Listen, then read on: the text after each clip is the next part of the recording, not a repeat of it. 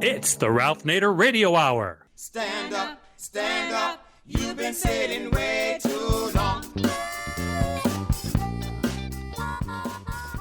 Welcome to the Ralph Nader Radio Hour. My name is Steve Scrovan, along with my co-host David Feldman. Hello, David. Good morning. How are you doing today? I'm doing fantastic. We got a great show. We do. And also we had the man of the hour, Ralph Nader. Hello, Ralph. Hi, everybody. We have a great show today, and we're going to talk about elections because the November election is quickly approaching. And although we should call it the October election. After all, they say mail-in ballots should be sent in at least 14 days in advance to be sure to be counted in time. And we're going to talk about the election today with our first guest, America's number one populist, Jim Hightower. Jim is going to clue us in on the 6 ways the right is shredding the vote, which include purging, suing, and downright thuggery. And we're also going to talk a little bit about how Trump's policies affect farmers, which is a perfect segue into the second part of our show, where we're going to journey to the heartland and welcome back Art Cullen, journalist and founder of the Storm Lake Times in Storm Lake, Iowa. President Trump is always telling us about how much he loves the farmers. Well, Art is going to let us know exactly how Trump's policies really affect Iowa's farmers, and more specifically, how Trump's trade wars, bad environmental policies, and ethanol waivers have actually harmed them. In between, as always, we will take some time to check in with our corporate crime reporter, Russell Mokhiber. But let's start by talking about the 6 ways the right is shredding the vote. David?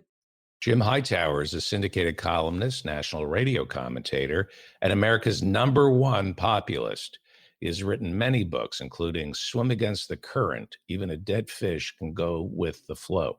Mr. Hightower is a board member of Public Citizen. He is also a founding member of Our Revolution, an organization inspired by the issues brought up in the Bernie Sanders campaign. Along with that, he writes a monthly newsletter called the Hightower Lowdown. Welcome back to the Ralph Nader Radio Hour, Jim Hightower.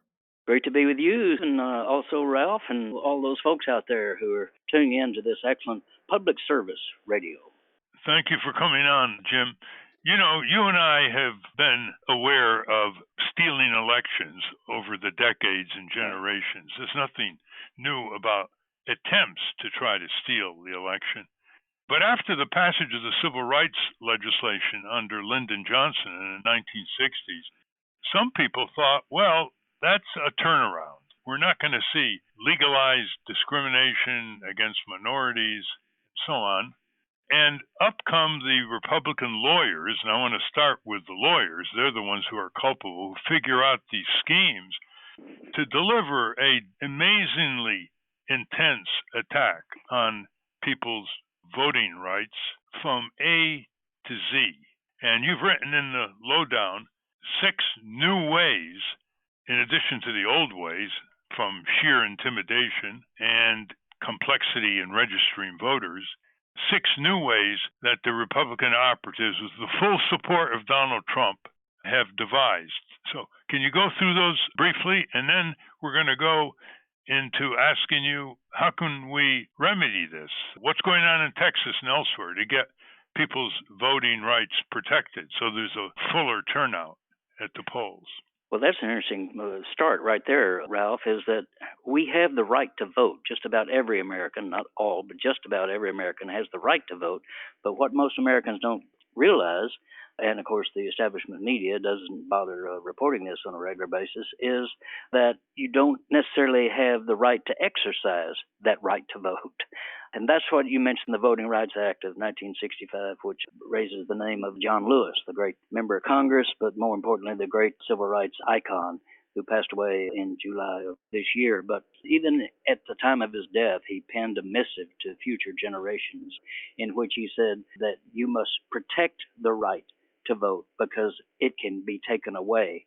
And most folks don't realize that. And it is being taken away, not by just removing the right, but by removing the process by which you're allowed to vote.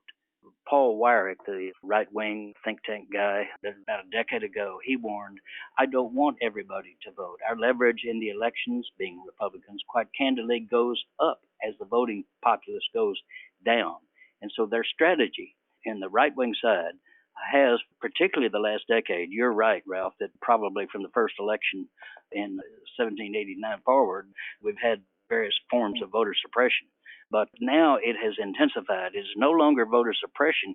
It is actual voter sabotage that we are dealing with. And the reality that the Republicans realize is an embarrassment for them, and it is that they cannot win. Their ideas, their base constituency of corporate elites are not winnable issues for them. So they can only win not by winning votes, but preventing votes. And so that has been, for the last decade, and particularly for the last 4 years, the Republican strategy of taking the vote away. And they do that in numerous ways. You mentioned voter purges. You miss a couple of elections and suddenly your right to vote is gone because you have been purged from the voter rolls by a Secretary of State or by a local voting official. They just subtract your vote. Not that you're not a voter, but you're not any longer on the rolls as a voter. And how do you get back on the rolls? Well, you can get back on the rolls, but you've got to re-register. First of all, you got to know that you've been taken off. And for many people, there is no knowledge that they have been removed until they show up to vote. And then the registrar says, well, you're not on the list, so you can't vote. In just the last 4 years, Ralph, 17 million Americans have been purged from voting rolls in our country. And then you mentioned lawyers, and that's really the core of the Trump program. In fact, Trump is very blunt about it. We have many lawsuits going all over, he says, and if we don't win them, I think it puts the election at risk. Those are lawsuits to deny people access to the polls, to stop early voting, to stop the mailing out of ballots to all eligible voters. Lawsuit after lawsuit being filed by Republican lawyers and corporate lawyers to shrink the available constituency in this coming election. Well, let's go through these 6 tactics briefly, and then we can evaluate. All right.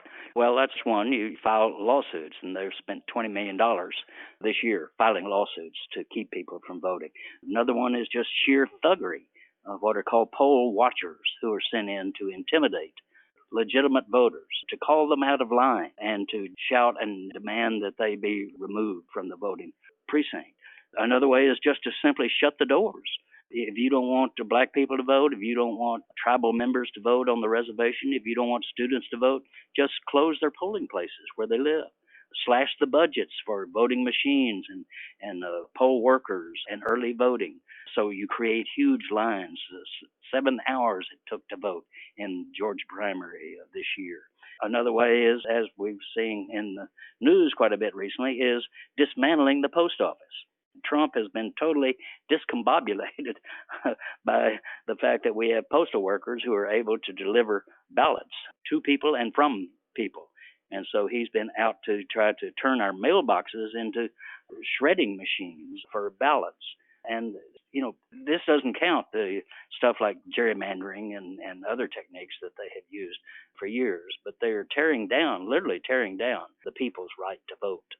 Well, also talk about the signature disparities. I mean, if someone 30 years ago put their signature on a registration form, and it's not the same as the person's signature 30 years later, and, who has the same signature over time, they strike the right of the person to vote. Yes, no match, no vote, that is called. And it's laws and executive actions that have been taken by voting officials that if a comma is missing from your other government papers that then are not included in your voter registration, then you can be expelled from the voting list. If your middle initial isn't put on your voter registration, you can be purged from it. If there's a hyphen missing, it can cancel your voting rights. And this is being done drastically across the country. Brian Kemp, the new governor of Georgia, won election in 2018 over Stacey Abrams with about 53,000 vote margin there. Very, very tight race.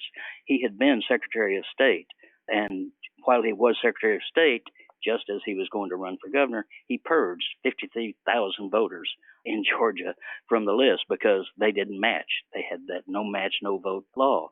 And so his margin of victory was created by himself. Brian Kemp basically presided and managed his own theft of the election. That's been pretty well documented. And pretty blatantly.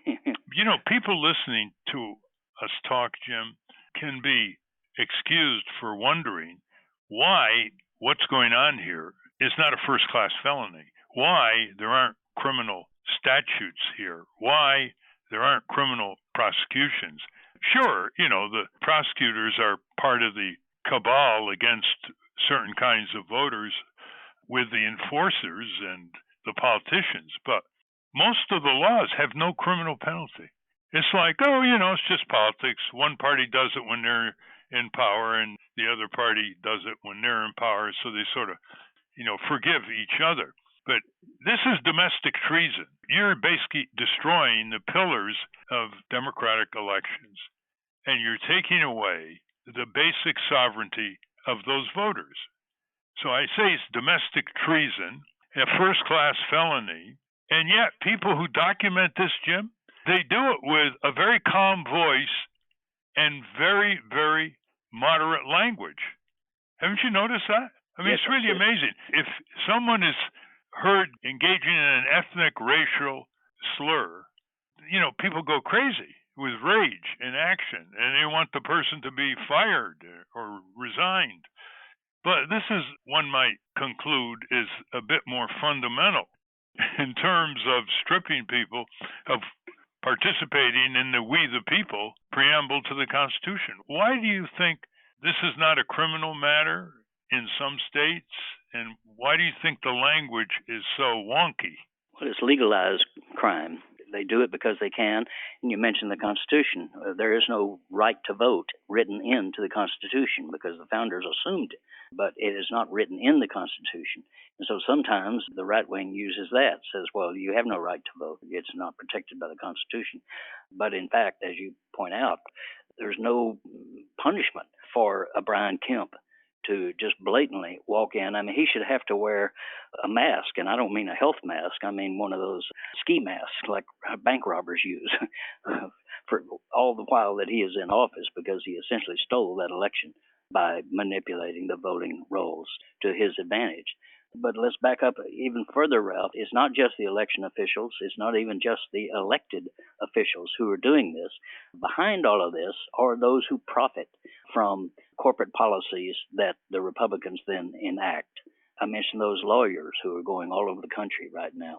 They've sued California. They've sued Nevada. They've sued Pennsylvania. They've sued Colorado, Michigan, all across the country, filing these lawsuits. Who pays for that? Well, Woody Johnson is one. He's the heir to the Johnson & Johnson healthcare fortune.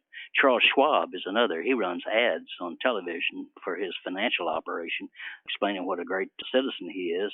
He's financing this theft of your right to vote. The Ricketts family of TD Ameritrade, another financial outfit, they are funding this operation as well. So you've got to go back to, as always, following the money. Who's benefiting? Yeah, underneath all is corporate power, corporate profits, corporate greed. But let's just look at it from a few thousand feet up here.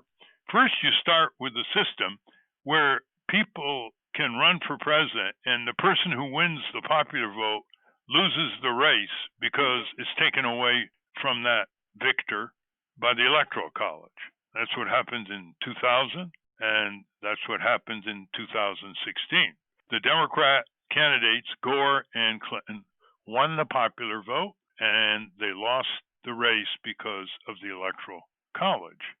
And the Democratic Party still is not going after the Electoral College and supporting the national popular vote movement to get more states to pass laws, as California, Illinois, and New York and others have done, which is to say that they will give the electoral votes to any presidential candidate who wins the national popular vote. So they lose two major elections with all that's involved, and they still will not support this citizen effort led by Steve Silberstein in San Francisco. And that's outrageous, Ralph. You're right. Yes, you can understand the Republicans wanting to steal the election, but why do the Democrats just roll over? Why don't they make this a priority? And there hasn't even been a presidential candidate make it a priority, much less congressional leaders stand up. Some of our Democratic leaders are weaker than Canadian hot sauce when it comes to standing up for the people's most fundamental right, the most fundamental democratic right. And we lose elections because of it. You lose election, you lose policies that benefit the people. Well, everything goes down to allowing the Republicans to freeze the minimum wage federally at $7.25, oppose universal health care, allow corporations to rip off people from all kinds of ways, a tax system that allows the rich to escape. I mean, you've written all about this in Hightower Lowdown, your monthly newsletter. But then we come to the second assault on democratic elections, small d, which is gerrymandering, where the party in charge carves up the districts snake-like. So they pick the voters. The politicians pick the voters rather than the voters picking the political candidates. And the record there is clear. The Republican Party has outfoxed the Democrats, especially in 2010, again and again and again. Places like Pennsylvania and other states where they carved up the districts, where they're a minority party in a number of votes, but they have a majority of the congressional representatives in the House of Representatives. So that's two. Then we come to your list, right? So here's the question. Question is, you have one major party, the GOP, the Republican Party, who's engaged from the top down in destroying millions of people's opportunity to vote at every intersection. Voter registration, purging voters, not delivering the votes on time, obstructing the postal service run by a crony of Trump's. And they hardly pay a penalty. I mean, they should be lucky to get 15% of the vote. They're repealing the American Revolution. They're repealing the Constitution. They're repealing federal and state statutes, all of which bend toward expanding the right to vote and reducing the obstacles to voting, especially the latter. Why are they still in the running? Well, if the people had to say, they would not be. But as you point out, the system is rigged. And by the way, let us not forget, the highest sanction that is given to this thievery comes from the Supreme Court, led by John Roberts, the Chief Justice of our Supreme Court. He's been a partisan legal hack his entire career. He was, you mentioned the Gore debacle, Gore-Bush Supreme Court decision. Well, there were a bunch of Republican lawyers went into Florida doing the checking of the chads and all that sort of stuff, and pushing to hand that election to George W. Bush. And the leader of that was John Roberts. He was part of the Republican hit squad that went into Florida and took that vote to hand the presidency of the United States to George Bush and take it away from Al Gore. Yet, we didn't fight. Why did Gore give up so easily? That just amazes me right there. But we've got to take on this Supreme Court, which has become a Republican Supreme Court. We need to begin to say what it is. It's not a divided Supreme Court. It is overwhelmingly Republican. And in fact, in the last year alone, there have been 4 more Supreme Court decisions restricting people's rights to vote. And let us not forget that it was John Roberts who rendered the decision back in 2013 that took away the Voting Rights Act that affected all the southern states and some other states as well, like Wisconsin and some others around the country. That's one answer. That's one answer to my question. The courts, especially Republican nominees confirmed by Mitch McConnell, courts are sanctioning all this. They're basically finding all kinds of tricky little plausible arguments that basically are allowing this in Wisconsin and other states. And there's some of the state Supreme Courts, especially in Wisconsin, are involved in the obstruction of voting cabal. But what can be done about it? You know a lot about what's going on in Texas. It's moving toward becoming a purple state, maybe a blue state. There is a lot of grassroots activism in Houston and elsewhere. Give us your take on the fight back, the pushback, to get more people to the polls. Well, it's overwhelming positive. There's group after group, most of which have sprung up since Trump's election in 2016, his taking of the presidency, I should say. And not only do we have grassroots activist movements out there, but they are generating their own candidates. They're not waiting on the next person in the Democratic Party who's in line to succeed. the same old little train moving down the track, but they're running insurgent campaigns against them. We know about the Squad, Ocasio-Cortez and others, the 4 women who got elected in 2018 to the Congress, running complete outsider, overtly progressive campaigns, and they won. And now we've already elected 5 more this year who took on the Democratic Party establishment, defeated corporate Democrats. So those numbers are going to double. But more importantly is what's happening at the state level. And that is a rebellion by these progressive groups and an understanding that you've got to win offices like Secretary of State, which control a state's election process. You've got to win state legislative seats and take them back. And that's already happening. In just the last 2 years, since 2018, Democrats have recovered, and by the way, when I say Democrats, I mean progressive Democratic forces, have taken back 450 seats that had been lost to Republicans, and they've taken over 10 additional chambers, houses or senates within these states. So this movement is not just happening, but beneath the myopic radar of media establishment, an electoral upheaval is taking place and is very, very positive. You mentioned Texas. We switched 14 seats from Republican to Democrat in the 2018 election. We are now within 9 seats of taking over the Texas House. And we're not just waiting on that to happen. We have these groups that I'm talking about coming together into coalition with election lawyers and et cetera, working on it. So we've got targeted 33 seats that Republicans hold that are switchable to Democrats this year, this November. And if we do, then we have the Texas House, and that means we have the big say in the reapportionment process that begins next January. And you know, the real energy for this started with ordinary people doing extraordinary things right down in the neighborhood, saying, we've had enough. We're going to get the vote out. We're going to get new representatives. We're going to get more government of, by, and for the people at the local area. I want to read for our listeners a quote from your Lowdown newsletter. And you say, quote, much of the nation's executive, legislative, and judicial leadership at all levels is actively taking money and directions from plutocrats to undermine, endanger, and hogtie voters. For their part, Republican officials are aggressively hostile to democracy generally and to voting rights specifically, while much of the Democratic establishment passively refuses to prioritize and vigorously fight to make voting easy and even joyful for all. As usual, that means it's up to us, all of us, who really believe in grassroots democratic governance.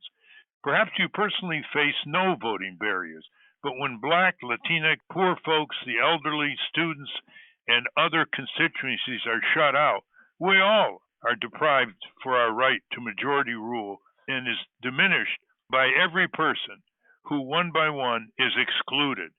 Please join the nationwide movement of activists striving to protect everyone's right to vote and realize America's full democratic possibilities, end quote. Now, it really comes down to civic self-respect, right? I mean, to people say, how dare you obstruct and impede and delay my effort to vote? How dare you? They have to take it personally. And, you know, some people already are, Jim. You know, the people in the Wisconsin primary a few weeks ago, they were delayed because the courts rendered decisions that ensured the delay. But they stood in line for as long as 7 hours, and it was raining during some of that time because they weren't going to allow these politicians and these judges to block their vote. Well, as usual, it's up to us. I mean, because that's the power we ultimately have. And I think we've got to take on, and what I'm saying and what you just said is that people are fighting at the local level. They now do recognize the power of the vote and that power is being diminished deliberately for partisan gain. And so there is the rebellion that is building on this. We've got to carry that beyond this November election. Let us assume that Biden gets elected. And, you know, some people say, well, Biden's not progressive enough. Well, he's not. But I don't care if he's a 200-pound sack of concrete. You know, we're going to carry him into the Oval Office because we've got to stop the pain first. And then we, the people, have got to push Biden. It goes back to Franklin Roosevelt, really. Remember that Sidney Hillman, I think, the labor leader, who, when Roosevelt was elected in 32, went into the White House to see Roosevelt and sitting with him and saying, you need to do this, you need to do this, you need to do this. And Roosevelt stopped him and said, you're right. Now make me do it. And that's what we have to do. We've got to be the ones to take this voting issue, this voting right, fundamental right that Americans are proud to have, and prior to the last few years thought they did have this fundamental right to vote. Now they say that they don't. So we've got to rally them to come into that Congress and rewrite all of these rules so that voting is, as you just mentioned, a joy. I mean, why shouldn't it be fun? And it ought to be shameful, not just against the law, but actually shameful for anybody to try to obstruct somebody from voting. And that's a change in attitude and a change in the culture that will change the politics. Well, my listeners have heard the grand solution from me more than once, which is to sweep away all this stuff, all these impediments, obstruction, insults, delays, complexities, by having voting become a legal duty. As it is in Australia, they get a 97% turnout. No politician has to spend time and ads begging people to vote, phone banks. And so some civil liberties people, well, you want to make people forced to vote for someone? I said, well, here's how you deal with the civil liberties issue. They can vote for candidates on the ballot. They can write in their vote, can write in their own name for vote, and they can vote for binding none of the above, which is a vote of no confidence. So that takes care of the civil liberties issue. We have a whole Bill of Rights. There's only one duty in the Constitution, inferred, which is jury duty. And a lot of people spend their efforts trying to get out of this fundamental, groundbreaking constitutional right to trial by jury. I campaigned on this when I was running for office, and Barack Obama was asked about this about a couple of years before he left office when he was in Ohio, and he thought it was a pretty good idea. But he didn't pick it up, and none of the candidates picking up because they're afraid of it, because they're afraid people say, no, they're going to force you to vote for politician. No, they're going to force you to go and cast your vote for either a candidate or a write-in of your choice or binding none of the above. So what do you think of that, Jim? And do you think enough of it to put your prestigious name behind that effort? My full prestige will get behind that. But yet I agree, and I agree in something that is even bigger than the requirement to do it, is that we have got to make it a cultural expression, that voting is just something you do because it's right, and try to make it fun. You know, in some countries, you can actually have a keg of beer at the voting precinct. Yeah, well, that's what you do in Australia. Have a beer. They actually have parties. Yeah. I remember once I was in Sydney, and I've said this before on an earlier program, and I was in a cab, and I had to make small talk because it was a long ride. And I said, what do you think of living in a country where they force you to vote? To the cab driver. And he turned around, he gave me this sort of disgusted look, and he said, why, mate, it's just a civic duty. Yes. That's what you're talking about, right? Exactly. Yeah. It's a point of pride. Of course we vote, because that's us. That's everything that we're going to have as a society, including that litany you went down of better wages, better health care, child care for all, et cetera, education for all, et cetera. That all has to come through politics. And politics only works if you work the politics. And we have the Constitution on our side because it starts with we the people, not we the Congress or we the corporations. Right. So, listen, before we conclude, Jim, we're talking to Jim Hightower, the author of many books with great titles and the producer of the monthly newsletter. It's just 4 pages, so you can put it in your pocket and read it at your leisure, called Hightower Lowdown. And it is a tremendous read, and that's why over 100,000 people subscribe to it from all over the country. Jim, what's your take on Trump's relation with farmers, China, imports? What's your relation with Donald Trump, farmers, the decline in orders of farm products by China, and Trump's subsidies to the farmers because he knows the rural vote is important? Well, the subsidies don't make up for the lost income that he has caused, and previous presidents, including Obama and Clinton, caused by allowing corporate interests, industrial agriculture, to dominate agriculture itself.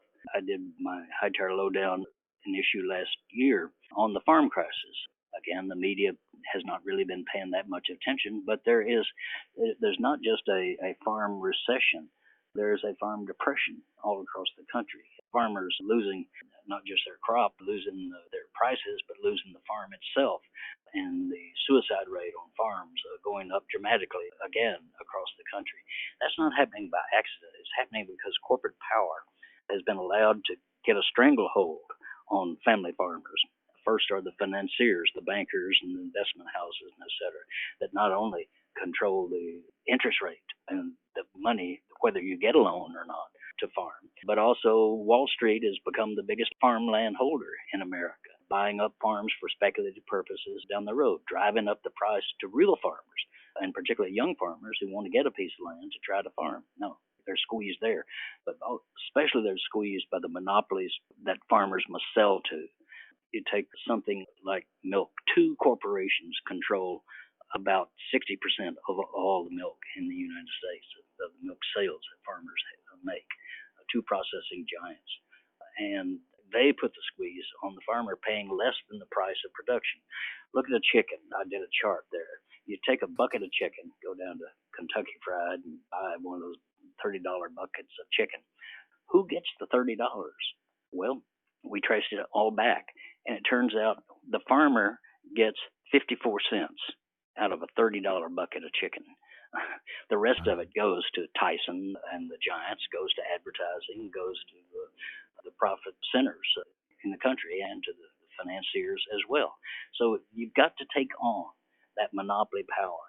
And in agriculture, it's true also in most other sectors of our economy, sadly, but in agriculture in particular, our presidents and our Congresses over the years have allowed this to continue, this monopolization that is squeezing the farmers and the small producers in rural communities. And listeners may be interested in knowing that Jim Hightower was the elected Secretary of Agriculture in the state of Texas on his way to the governorship. He knows what he's talking about. He's been all over the state. He's talked to thousands of farmers. He's written about it.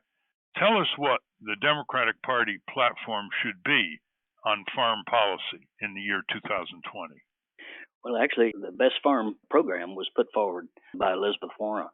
She had a very comprehensive approach, and it included particularly restoring competition to the whole food economy.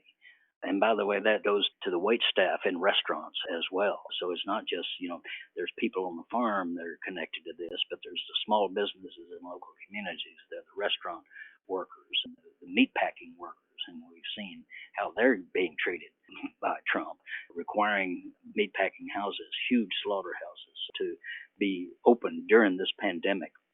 And the result is that meatpacking still is a hotspot for COVID-19 disease because you got people crammed together. They can't do social distancing. They're literally side by side with knives dealing with gore.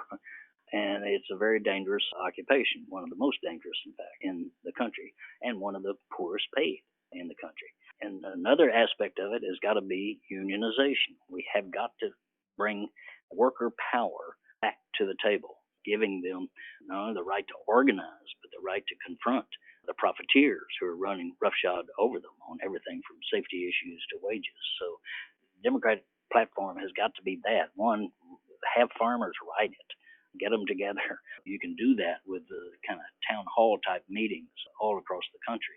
Farmers will turn out for that if they believed that it was going to be a serious effort. They will tell you what it is they need because they're experiencing it every single day. Well, clearly, you got to break up some of these monopolies. The farmers are squeezed by the monopolistic suppliers, and then they're squeezed at the other end by the monopolistic buyers. And so there needs to be a real breakup under the antitrust laws here, and that's not widely discussed by the Democratic Party. But I think the most disturbing trend is corporate syndicates buying up farmers' land. I mean, over the centuries, with all the poverty and the droughts and pestilence and so on that affected farmers, they at least had their land, and now these syndicates are buying up their land for profiteering when the farmers are weak and can't resist and are on the verge of bankruptcy, aren't there some states, Jim, that prevent corporate ownership of land? Yes, North Dakota is one, and various states have various versions of some encouragement of farmland to stay in the hands of farmers with varying levels of success and real teeth to them. But yes, I mean, there are clear steps that can be taken. And we have states here and localities that are doing it around the world. There are plenty of examples that we have. So it's not a matter of can we find a solution to this? The solutions abound. But it is that we've got to have a coalition of farmers with farm workers, with the food industry workers, with consumers, with environmentalists coming together and writing a food policy that is of, by, and for the people themselves, not for the corporate middlemen and the profiteers. And the good sign is there's a growing number of food co-ops, consumer food co-ops, spreading all over the country, and they're buying from local farmers. Yes, that's where I was going next, is that it's not just to bust up the monopolies, though that is essential, but it is then to empower a new system of farmers being able to get financing, being able to get storage for their crops, being able to control the marketing, being able to get a decent price. And the cooperative movement is the way to do that. And that was the founding of the populist movement in the United States of America in the late 1870s. Was the populist movement was to create what they called a cooperative commonwealth in which farmers themselves controlled all of that, and it included then labor to come in and have their cooperative systems and would work together. So co-ops, and you're right, it's just spreading all over. Here in Austin, where I live, there's dozens of co-ops of all different kinds, babysitting co-ops, laundry co-ops. I'm a member of the first ever cooperative brew pub in America. I am an owner of a brew pub that pays living wages to its employees, by the way, because it's employee managed and cooperatively owned. So the people control the economic system themselves, and so there's a greater sharing of the prosperity that can come from these enterprises. Well, before we conclude, tell us a little bit about the Hightower Lowdown newsletter, and Steve wants to come in with a comment and question. Okay. Great. Well, first of all, you can just go to hightowerlowdown.org, hightowerlowdown.org, one word, and there it is. So it's monthly, as you said. It's 4 pages, so it won't intimidate you sitting on your reading table there. You can get through it. It's fairly lively writing, and it's cheap, $15 a year, and you get this little jewel coming into your mailbox every month, or you can get it on the web too if you want that. Again, hightowerlowdown.org, and then we've got about 100,000 subscribers all across the country. And the beauty of it, Ralph, is they're not just readers, they are doers. They call themselves lowdowners. And in every issue that we write about, we have what's called a do something box. So it says, don't just, be furious about what you're reading here. Let's do something. And here's some groups that you can join, or here's some specific actions you can take that'll improve this situation. We're having Art Cullen, who puts out the Progressive Populist every 2 weeks around the country in print form on the show right after your segment is concluded. And you write every month for that. That's an amazing publication, I think. It really is, yeah. It's in the old populist tradition, newspapers with names like the Iconoclast. Ran the Iconoclast from Waco, Texas. Yeah. And, these led to then publications today like the Texas Observer, where I was editor years ago. Mother Jones really comes out of that spirit, Southern Exposure, so many publications, and then radio shows like this one. On that authentic, upbeat note, we have to conclude. We've been talking with Jim Hightower, the editor and publisher of Hightower Lowdown newsletter, author of many books, some of which I had you sign when you dropped by our office in great volume, Jim. I recall that. Yes. So stay in touch, and we're now going to easily segue into Art Cullen, who puts out the Progressive Populist and is a friend of Jim Hightower. Thank you. And a friend of all of us. Thank you, Ralph. Good job. We've been speaking with America's #1 populist, Jim Hightower. We will link to his work at ralphnaderradiohour.com. Let's take a short break. When we return, we're going to talk about the effects Trump's policies have wreaked on Iowa farmers. But first, let's check in with our corporate crime reporter, Russell Mokhiber. From the National Press Building in Washington, D.C., this is your Corporate Crime Reporter Morning Minute for Friday, September 18, 2020. I'm Russell Mokhiber. There's an elite crime spree happening in America, and the privileged perps are getting away with it. Selling loose cigarettes on a city sidewalk can lead to a chokehold arrest and death if you are not among the top 1%. But if you're rich and commit mail, wire, or bank fraud, embezzle pension funds, lie in court, obstruct justice, bribe a public official, launder money, or cheat on your taxes, you're likely to get off scot-free or even win an election. That's the take of law professor Jennifer Taub in her new book, Big Dirty Money, The Shocking Injustice and Unseen Cost of White-Collar Crime. When caught and convicted, such as for bribing their kids' way into college, high-class criminals make brief stops in minimum security club-fed camps. For the Corporate Crime Reporter, I'm Russell Mokhiber. Thank you, Russell. Welcome back to the Ralph Nader Radio Hour. I'm Steve Scrovan, along with David Feldman and Ralph.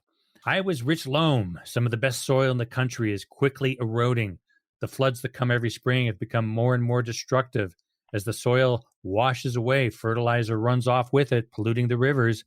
Iowa is in urgent need of strong environmental protections. Our next guest will tell us more. David?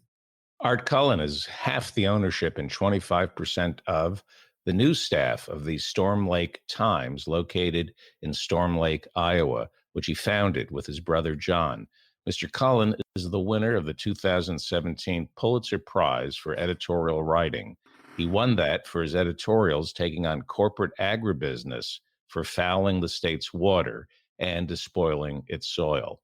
His book about that is entitled Storm Lake, A Chronicle of Change, Resilience, and Hope from a Heartland Newspaper. He is also co-editor, along with his brother Jim, of the Progressive Populist, of which I subscribe. Welcome back to the Ralph Nader Radio Hour, Art Cullen. Well, thank you, and thanks for subscribing. It was a gift from Ralph. Should. I subscribe, too, to the Progressive Populist. Thank you, too, Ralph. Yeah, he gave it to me as a gift. Ralph, I wanted to sound Comes out every 2 weeks in print, old-fashioned style. Absolutely. And it has numerous columnists from all over the country on all kinds of subjects. Including Ralph Nader. Yes, and Jim Hightower. Hard act to follow. Before we get into the plight of the farmer and what Trump is doing to worsen it, Art Cullen, exactly what did the agribusiness do in Iowa to poison the water?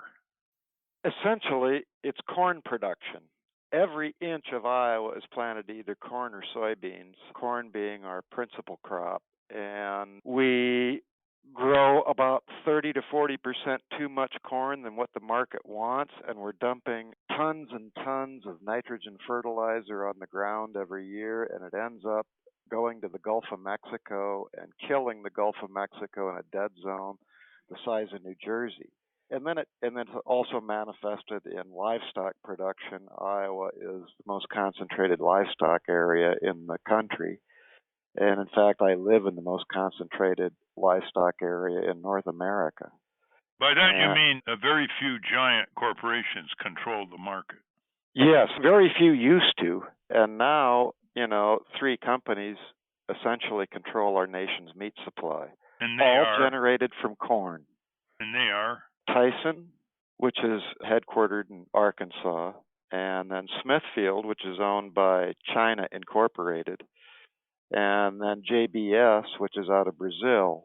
And JBS is a big beneficiary of government program payments. So it's a broken food system that pollutes our water, erodes our soil, and drives farmers broke. Trump is trumpeting his aid to farmers, like he's championing farmers, after his bungling with China, and China reduced purchases of farm products, including a lot of soybeans in our country that were on their way to China. And now the farmers are really hurting. And so this relief bill that Congress passed 3 or 4 months ago, and they haven't passed one since, due to the pandemic, COVID-19 disaster, I just read where a lot of that money that was heading for farm country ended up in the hands of the big agribusiness and giant farms, not in the hands of small farmers. Is that right? Yeah, JBS of Brazil got $90 million. It's a giant meat packer that's facilitating the destruction of the Amazon rainforest. And they got $90 million in taxpayer funds for this trade disaster relief. And Smithfield at least had the good form not to accept the money, but they were offered money. The Chinese were offered money when we were in the middle of a trade war with the Chinese. And they own Smithfield Farms, which is a traditional Virginia company for many, many decades. Yeah, it's America's largest pork producer, is the Chinese. Well, let's get to the election situation in Iowa and maybe the rest of farm country. You wrote a column recently, and it was titled, "Trump Must Win the Midwest, but Out Here, His Breezy Re-Election Gambit Falls Flat." What do you mean by that? Well, John Deere, because of this trade war with China, has been laying off workers up and down the Mississippi River in old manufacturing towns like Davenport and Waterloo, which is actually off the Mississippi. But these old manufacturing centers, workers are getting laid off because of these trade wars. Harley Davidson couldn't sell its classic motorcycles in Europe because of these trade wars. And then you throw a pandemic on top of it and, imploding farm crop prices, livestock that are being shot and buried in the fields because the food system couldn't handle them during the pandemic. It's chaos out here. And the drought. And a drought, a derecho. Ever heard of a derecho? A straight line wind went 700 miles from Nebraska to Indiana, 70 miles wide, flattened 14 million acres of corn in Iowa. Just flattened it. And it's induced by climate change. And 14 million acres, that's like 4 Connecticuts. Connecticuts. Yeah. And it's flattened everything in their way, right? All the crops. Yeah, including doing heavy damage to the city of Cedar Rapids. And Trump showed up for an hour and delivered nothing in Cedar Rapids after that storm. And so people in Cedar Rapids, Iowa's second largest purple city, are hopping mad. And Senator Joni Ernst is in trouble. And I think Trump, it's a dead heat according to all the polling we see. Trump is in trouble here. He's in trouble in Wisconsin. And I think Minnesota is a lost cause for him. Well, what he would say by way of defending himself is that he has shoveled out billions of dollars in assistance to farmers who lost sales to China. Is that true? Yes. 40% of Iowa farm income this year will come from government disaster payments as opposed to the markets. And so, yes, that is true. He's trying to buy the Iowa farm vote. But remember that farmers are only about 5 to 6% of Iowa's population. There are 3,000 Latino meat packers living in Storm Lake, and there are only 800 farmers in this entire county. You have an interesting multi-ethnic town there, Storm Lake, Iowa. A lot of the presidential candidates came to Storm Lake during the Iowa primary, and they seem to be getting along okay. Describe the scene there. Well, about 30 languages are spoken in Storm Lake. 90% of our elementary school are children of color. And there are no problems here. The police took surplus military equipment. A Humvee, they turned it into an ice cream vending shop. So it's a little different here. What's the population of Storm Lake? Well, the census says 10,000. We believe it's closer to 15,000 because half our population lives in terror of Donald Trump of being deported. Because you have a big meatpacking plant there, Yeah, right? We have 2 Tyson meatpacking plants, hogs and turkeys. And the only people who will work there and the salary is about $16 to $18 an hour, are immigrants. They come from around the world to Storm Lake to get a foot on the ladder of success, here in Storm Lake. But and they live in terror. Dangerous work under tremendous time pressure on the assembly line, right? Absolutely. And Trump ordered this workforce into work. They're deathly afraid of COVID. But if they don't go into work or they try to file for unemployment, they're afraid they'll get deported, even if they're legal. Even if they have papers, they're afraid they're going to end up in Honduras. We're talking with Art Cullen, publisher of the Progressive Populist. How could people get the Progressive Populist? And is there a tempting subscription deal here? Yeah, well, we'll take whatever people can pay, frankly. They could call 1-800-732-4992 or go to populist.com. Repeat that phone number. 1-800-732-4992 or populist.com.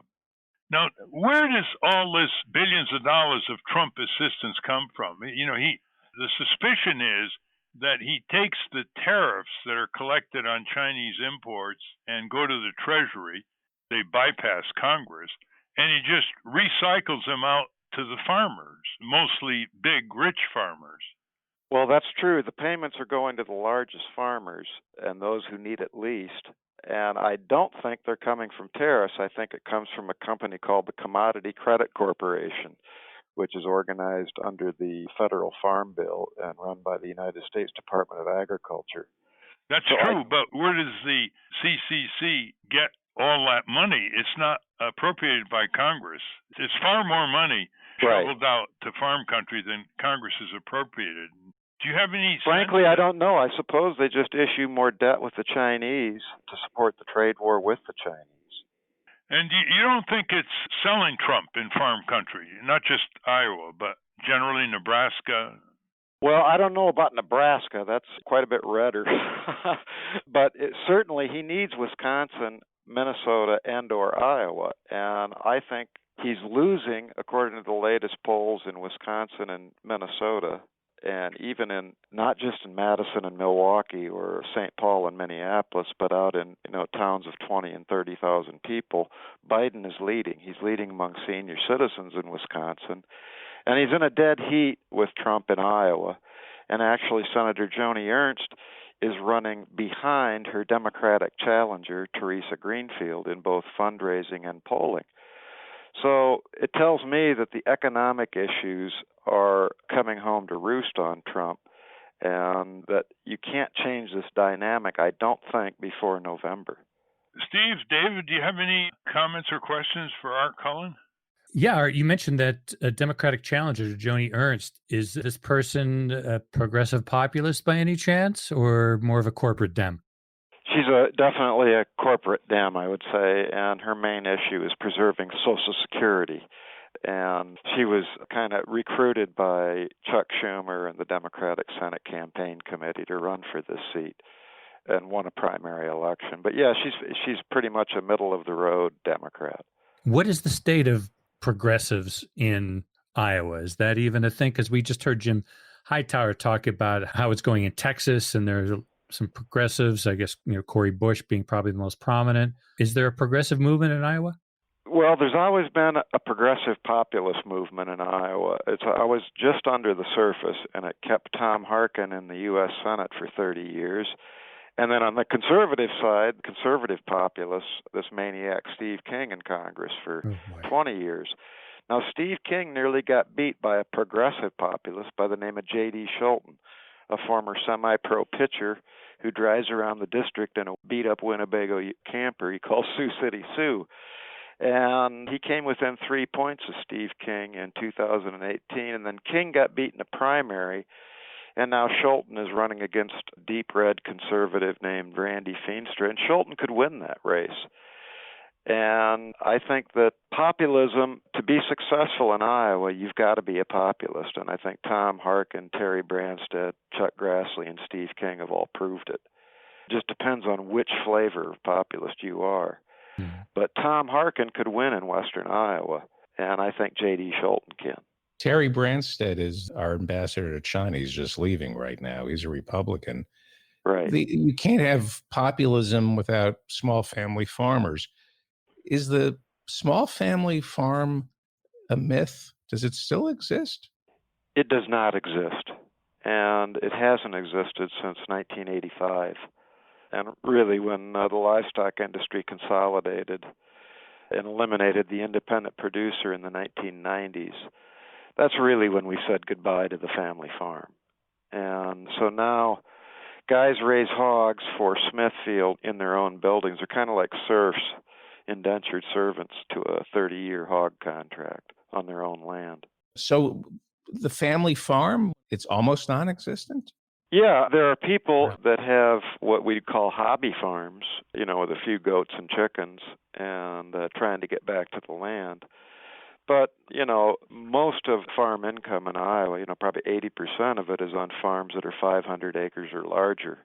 A typical farm in my neighborhood will run 1,000 to 2,000 acres, and it's run by, a family corporation that grows just corn and soybeans. And they're wealthy? They're living off government programs. Iowa farmers have been losing money 7 years in a row. And there are half as many as there were in 1980. But when you think of the family farm with, a husband and a wife and 2 kids working on chickens and hogs and old MacDonald, that died 30 years ago. Well, on that note, we've been talking with Art Cullen, who puts out with his brother Jim, Progressive Populist, every 2 weeks in print form. You can read it, enjoy it, find out what's going on around the country with all the various writers, and become part of a progressive populist movement. Before we leave, Art, can you give our listeners the contact information if they want to subscribe? That's great. Yeah, to the Populist is 1-800-732-4992 or populist.com.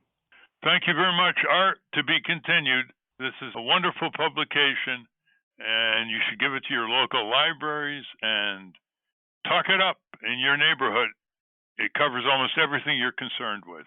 Thank you, Ralph. We've been speaking with Pulitzer Prize-winning writer Art Cullen. We will link to his work at ralphnaderradiohour.com. Hey, I want to thank our guests again, Jim Hightower and, of course, Art Cullen. For those of you listening on the radio, that's our show. For you podcast listeners, stay tuned for some bonus material we call the Wrap-Up. A transcript of the show will appear on the Ralph Nader Radio Hour website soon after the episode is posted. Subscribe to us on our Ralph Nader Radio Hour YouTube channel. And for Ralph's weekly column, it's free. Go to nader.org. For more from Russell Mokhiber, go to corporatecrimereporter.com. The producers of the Ralph Nader Radio Hour are Jimmy Lee Wirt and Matthew Marin. Our executive producer is Alan Minsky. Our theme music, Stand Up, Rise Up, was written and performed by Kemp Harris. Our proofreader is Elizabeth Solomon. Our intern is Michaela Squire. Join us next week on the Ralph Nader Radio Hour when we welcome back psychiatrist Dr. Bandy Lee to give us the latest on Donald Trump's psychosis. Thank you, Ralph. Thank you, everybody. And listeners, help the Hightower Lowdown and Progressive Populist keep going with your subscriptions. Hi, this is Jimmy Lee Wirt, producer of the Ralph Nader Radio Hour, and welcome to the Wrap-Up, where David asked Jim Hightower a question. Steve, pitch in here. Well, first, Ralph, I want to compliment you on your Australian accent. I couldn't let that go by. But actually, I want to throw it to David, who has a question. David? Yes. Hi, this is great. Thank you. I was curious about Texas, a laboratory of democracy, because I've read that the Agriculture Commission, the Railroad Commission can often be more important than the governor, that the governor is almost a ceremonial position. Do the Texans know that Governor Abbott isn't as powerful as we think, the rest of the country thinks he is? And what does a weak executive, does that give Texas more or less democracy? Well, I think we're seeing from the pandemic that big government is not the problem, small government is the problem when you're faced with a real crisis. And here we are with the crisis of the COVID-19, which is both a health and an economic crisis. And then we've got the climate crisis that comes out of that in the catastrophe out in California and Washington State and Oregon with the fires exacerbated, though Donnie Trump says, no, that's because they haven't raked the leaves in their forests. So no, yes is do the Texans know that the governor isn't as... No, well, they're learning that because his numbers have plummeted in this pandemic because he's been so weak. He's been even do they know that they should be paying attention to your old job and the Railroad Commission, that's where the real elected power is? Well, that's why we're running for those offices again. We quit, the Democratic Party quit putting up serious candidates. for those offices over the last 40 years or so. But now we're coming back and we're doing it because of these grassroots groups that see, in fact, those are offices you can win without a huge sum of money. They're offices that have real power and you can make a difference. We launched, for example, when I was Ag Commissioner, there were no farmers markets in Texas. So we launched a program to help local people create farmers markets. And within a year, we had 100 of them all across the state. We formed co-ops of farmers to sell directly to restaurants, directly into the international market. We had a climate program. This is in the 1980s, a climate program of using farm conservation and those things to improve the situation with the climate. So there's so much you can do if you're just willing to do it. And it's not just the specific law that's on the books, but the willingness to use those laws in positive ways. In other words, to put them to work, not just read the law, but what's between the lines of the law that would allow people to be able to get benefit out of it. And that's a wrap. Join us next week on the Ralph Nader Radio Hour when we welcome back Yale psychiatrist Dr. Bandy Lee to update us on the psychosis of you-know-who. Until next time. Stand up, you've been sitting way too